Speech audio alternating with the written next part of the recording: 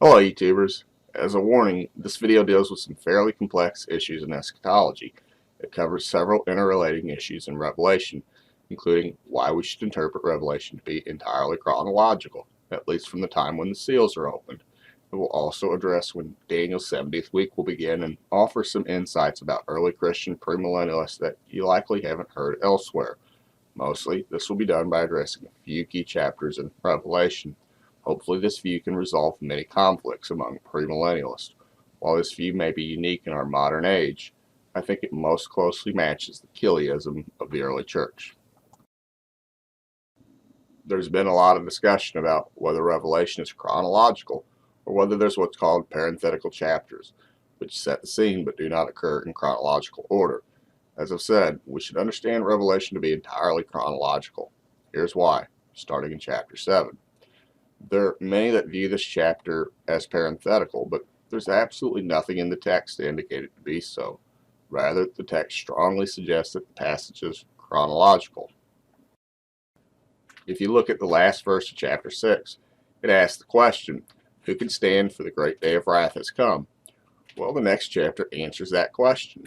The answer includes 12,000 from each tribe of Israel and a great multitude that no man can number, coming from every nation. So in a sense, it sets the scene, but it still happens after chapter 6. We know this because that's the very first thing that John stated, that after the people asked who can stand in the day of the Lord's wrath, he saw 4 angels holding back the 4 winds of the earth, so that the earth won't be hurt until God's servants are sealed. John continually uses words denoting a chronology. For example, he says that afterwards he sees a great multitude that no man can number. And then what happens after the servants are sealed and a great multitude is either killed or persecuted during the Great Tribulation? The earth is hurt from the 7 trumpets. Any plain reading of the passage would lead one to the conclusion that chapter 7 is chronological, that it happens after chapter 6 but before chapter 8. Before moving to chapters 11 and 12, let me ask a question. When does the Great Tribulation end? Well, by simply following the chronology, we can see that it ends by verse 14. Why? Because it refers to the people who were in white robes in the past tense, meaning that the Great Tribulation had happened by that point. This is important to note because we also know that the trumpets happen after the seals. Therefore, the trumpets must happen after the tribulation. And we know that the 7 trumpets have to happen after the 7 seals because the 7 angels are not given 7 trumpets to blow until the 7th seal, again showing the events to be chronological. Now let's turn to chapter 12. Many believe that this passage is a parenthetical passage describing Satan falling from heaven, but that the passage isn't exactly in chronological order. Some even make the case that chapter 12 starts another description of the end days, that Revelation contains 2 descriptions of the last days, much like there are 4 different Gospels. The problem with these arguments is that they fail to address both the context of chapter 11 and how early Christian premillennialists would have likely understood the passage. Chapter 11 shows a key event which reveals that the events in chapters 11 and 12 are chronological. In between the 6th and 7th trumpet, the witnesses are given power for 3.5 years.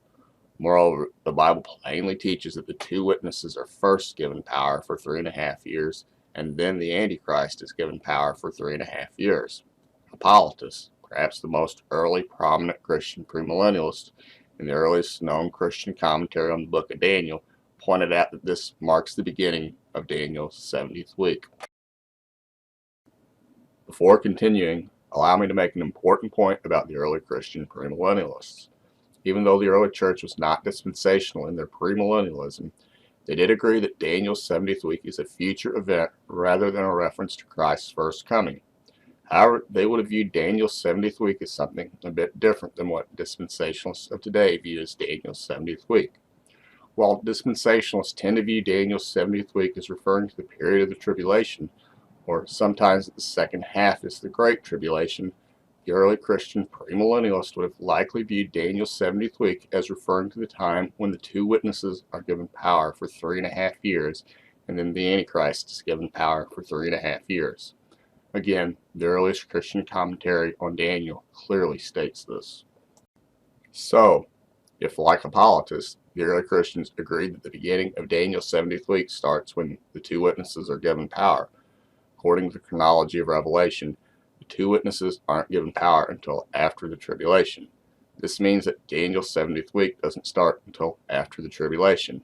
And if the two witnesses aren't given power until after the tribulation, then the Antichrist isn't given power until after the tribulation either. Now, this may be something different than what you've been taught, but ask yourself, where does the Bible teach that the Antichrist is given power during the time of the tribulation?